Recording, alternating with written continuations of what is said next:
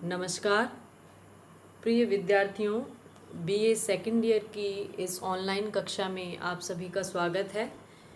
आज का हमारा टॉपिक है संघ व परिसंघ में अंतर, difference between federation and confederation.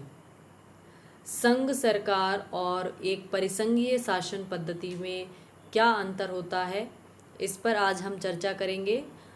तुलनात्मक राजनीति के इस पेपर में हमने कई राज्यों के संविधान का अध्ययन किया है। उन संविधानों को हम संघीय और एकीक दो प्रकार की श्रेणियों में बांट सकते हैं, लेकिन कई जगह पर परिसंघ शब्द भी इस्तेमाल हुआ है। जैसे स्विट्जरलैंड के संविधान में परिसंघ शब्द या राज्यमंडल शब्द का इस्तेमाल किया गया है, लेकिन स्विट्जरलैंड एक संघीय शासन पद्धति वाला राष्ट्र है। तो संघीय शासन की सभी विशेषताएं आप लोग जानते हैं। एकीक सरकार या एकात्मक सरकार क्या होती है उसके बारे में भी हम पहले पढ़ चुके हैं। तो आज हम ये जो नया शब्द है परिसंघ, इसके बारे में विस्तार से चर्चा करेंगे। परिसंघ क्या होता है और कई बार इनको एक दूसरे के स्थान पर इंटरचेंजेबली यूज़ कर लिया जाता है, संघ और परिसंघ को, लेकिन इन दोनों शब्दों में, इन शासन पद्धतियों में पर्याप्त अंतर है। तो आइए इसके बारे में हम और विस्तार से जानें। संघ संघ का इंग्लिश रूपांतर है फेडरेशन। फेडरेशन की उत्पत्ति लैटिन भाषा के एक शब्द फॉयडस से हुई है, जिसका अर्थ है संधि या समझौता।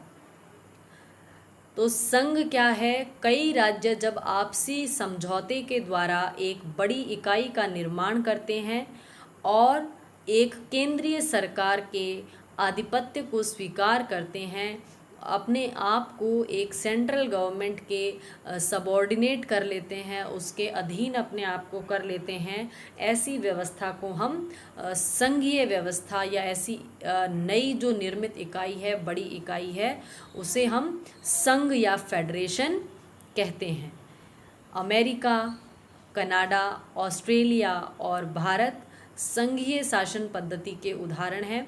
भारत में कई राज्यों के द्वारा मिलकर एक केंद्रीय सरकार का आधिपत्य स्वीकार किया गया है, एक केंद्रीय सरकार का निर्माण किया गया है, जिसे हम भारत सरकार या संघ सरकार के नाम से जानते हैं। तो इन इकाइयों ने आपस में समझौते के द्वारा एक बड़ी इकाई का निर्माण किया है। संघीय शासन की क्या विशेषताएं होती है? संघीय शासन में शक्तियों का विभाजन किया जाता है। ये विभाजन केंद्रीय सरकार और उसकी इकाइयों यानी राज्यों के बीच में होता है। ये विभाजन विधायी, कार्यपालिका और न्यायपालिका तीनों प्रकार की शक्तियों का विभाजन किया जाता है। अगली विशेषता है दोहरी नागरिकता। संघ शासन की ये विशेषता है कि इसमें रहने वाले नागरिक हैं वो अपने राज्यों के नागरिक होने के साथ साथ संघ के नागरिक भी होते हैं। जैसे अमेरिका में किसी भी स्टेट में रहने वाला व्यक्ति, स्टेट अमेरिका की जो संघ है उसकी इकाइयों को स्टेट्स नाम दिया गया है, और भारत में इन इकाइयों का नाम राज्य है। तो स्टेट्स में रहने वाले व्यक्ति स्टेट के सदस्य होने के साथ साथ अमेरिकन संघ के सदस्य भी होते हैं। यानी यदि कोई व्यक्ति न्यूयॉर्क में रह रहा है तो वह न्यूयॉर्क का सदस्य होने के साथ साथ यूएसए का भी सदस्य है, उसके पास डबल सिटीजनशिप होती है। लेकिन भारत ने संघीय शासन व्यवस्था को अपनाने के बावजूद दोहरी नागरिकता का ये जो प्रावधान है इसको नहीं अपनाया है। भारतीय संघ के नागरिक अपने राज्यों की नागरिकताओं को धारण नहीं करते हैं, वे केवल संघ के नागरिक कहलाते हैं। तीसरी विशेषता है संघीय शासन की लिखित एवं कठोर संविधान। संघीय संविधानों में चूंकि शक्तियों का बंटवारा केंद्र और इकाइयों के बीच में किया जाता है, तो इस विभाजन को स्पष्ट करने के लिए संविधानों को अवश्य ही लिखित होना चाहिए और आसानी से शक्तियों का ये जो बंटवारा संविधान ने किया है इसको बदला ना जा सके, या किसी की शक्तियों को क्षीण ना किया जा सके, किसी इकाई को कमज़ोर ना किया जा सके। इसके लिए इन संविधानों का कठोर होना भी आवश्यक है। फिर है स्वतंत्र न्यायपालिका। जब शक्तियों का विभाजन किया गया है तो यदि इन शक्तियों को लेकर संघ और इकाइयों में या विभिन्न इकाइयों के बीच में यदि कोई विवाद होता है तो उस विवाद को सुलझाने के लिए एक स्वतंत्र न्यायपालिका की व्यवस्था भी संघीय शासन पद्धति में की जाती है। इसके बाद है परिसंघ या कॉन्फेडरेशन क्या होता है। जब प्रभुसत्ता संपन्न राज्यों के द्वारा विशेष उद्देश्यों की पूर्ति हेतु समझौते के आधार पर किसी संघ का या महासंघ का निर्माण किया जाता है तो उसे हम परिसंघ या कॉन्फेडरेशन कहते हैं। इस परिभाषा का महत्वपूर्ण शब्द है प्रभुसत्ता संपन्न राज्य, यानी ये जो सदस्य राष्ट्र होंगे ये अपने आप में सॉवरिन है, ये अपनी प्रभुसत्ता को धारण करते हैं। आप जानते हैं कि प्रभुसत्ता किसी भी राज्य का सबसे प्रमुख तत्व होता है। राज्य होने के लिए 4 तत्वों का होना आवश्यक है: प्रभुसत्ता, सरकार, जनसंख्या और भूभाग। इनमें से प्रभुसत्ता को सबसे अनिवार्य तत्व किसी राज्य का माना जाता है। तो परिसंघ का निर्माण कब होगा? जब प्रभुसत्ता संपन्न राज्य आपस में किसी समझौते के द्वारा कुछ विशेष उद्देश्यों की पूर्ति के लिए कोई संघ बनाएंगे। उसे हम इस प्रकार निर्मित संघ को हम क्या कहेंगे? परिसंघ कहेंगे। इस परिसंघ की विशेषता होगी कि राज्यों की संप्रभुता पर कोई प्रभाव नहीं पड़ता है। संघ में या इस बड़ी यूनिट में शामिल होने के बावजूद भी वो संप्रभु बने रहते हैं। अपने आंतरिक और बाह्य मामलों में निर्णय लेने की उनकी जो क्षमता है वो लगातार बनी रहती है। वो अपने आप को किसी अन्य सरकार के अधीन नहीं कर रहे हैं, जैसा कि संघीय राज्य की इकाइयां करती है। संघीय राज्य में यदि हम देखें भारत के उदाहरण से, तो भारत के समस्त राज्य है वो एक तरह से केंद्र सरकार के हम उनको अधीन कह सकते हैं। हालांकि संविधान ने शक्तियों का स्पष्ट बंटवारा किया है। केंद्र सरकार और राज्य सरकार दोनों ही संविधान से अपनी शक्तियां प्राप्त करती है, लेकिन फिर भी एक शक्तिशाली केंद्र की ओर हमारी व्यवस्था का झुकाव है और राज्यों को हम केंद्र के एक तरह से अधीन मानते हैं। लेकिन परिसंघ जो होता है इसमें राज्य किसी अन्य सत्ता के अधीन अपने आप को नहीं करते हैं, वो पूर्व की भांति ही अपनी संप्रभुता को धारण किए रखते हैं। परिसंघ के कुछ उदाहरण हैं प्राचीन स्विस और अमेरिकन परिसंघ। अमेरिका और स्विट्जरलैंड दोनों संघीय शासन पद्धति को अपनाने से पहले परिसंघ थे, यानी एक लूज टाइप ऑफ कन्फेडरेशन यहाँ पर था। यहाँ की जो इकाइयाँ हैं इन्होंने परिसंघ का निर्माण किया था, लेकिन कालांतर में ये व्यवस्था जो है ये संघीय शासन में परिवर्तित हो गई। इसके अलावा लीग ऑफ नेशंस यानी राष्ट्र संघ और संयुक्त राष्ट्र संघ, जिनका निर्माण विश्व में शांति की स्थापना के लिए किया गया था, ये दोनों संस्थाएं भी परिसंघ का उदाहरण है। इसमें शामिल सदस्य राष्ट्र अपने आप में संप्रभुता शक्ति को धारण करते हैं और अपने आप को किसी अन्य सत्ता के अधीन नहीं करते। इस परिसंघ के द्वारा लिए जाने वाले जो निर्णय हैं इन सदस्य राष्ट्रों के ऊपर बाध्य नहीं होते। जैसे संयुक्त राष्ट्र संघ के जो सदस्य हैं वो संयुक्त राष्ट्र संघ में भाग ले रहे हैं, उसकी कार्यवाहियों में भाग लेते हैं, लेकिन वो उसके अधीन नहीं कहे जा सकते। वो फिर भी संप्रभु राष्ट्र हैं और इसकी कार्यवाहियों में वोटिंग करते वक्त वो अपने रेस्पेक्टिव जो गवर्नमेंट है या अपनी जो सरकार है उसके निर्देशों के अधीन कार्य करते हैं। और संयुक्त राष्ट्र संघ के द्वारा लिए जाने वाले निर्णय वो तभी मानते हैं जब उनकी विधायिका इन निर्णयों को रेटिफाई कर दे, इनको अनुमोदित कर दे।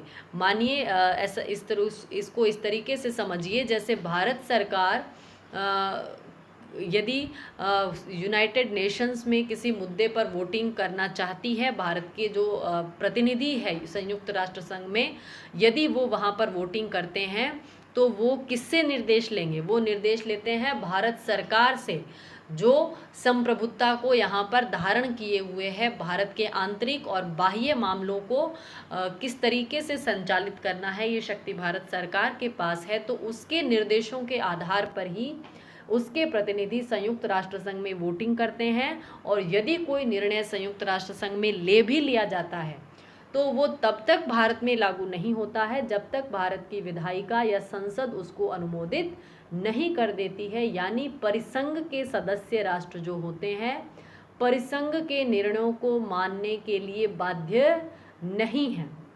लेकिन संघीय शासन में ऐसा नहीं होता है। यदि केंद्र सरकार कोई निर्णय लेती है तो राज्यों को उसे मानना ही पड़ता है। तो ये मुख्य अंतर है कि ये अपनी प्रभुसत्ता के साथ कोई समझौता नहीं करते, अपने आप को किसी अन्य सत्ता के अधीन नहीं करते, लेकिन कुछ विशेष उद्देश्य होते हैं जिनकी पूर्ति के लिए ऐसे संगठनों का निर्माण किया जाता है। यदि हम राष्ट्रसंघ और संयुक्त राष्ट्र संघ को देखें तो इनके निर्माण का उद्देश्य था विश्व में स्थायी शांति की स्थापना करना, इसका मुख्य उद्देश्य था, जिसके लिए इन सभी राष्ट्रों ने मिलकर इन संगठनों का निर्माण किया है।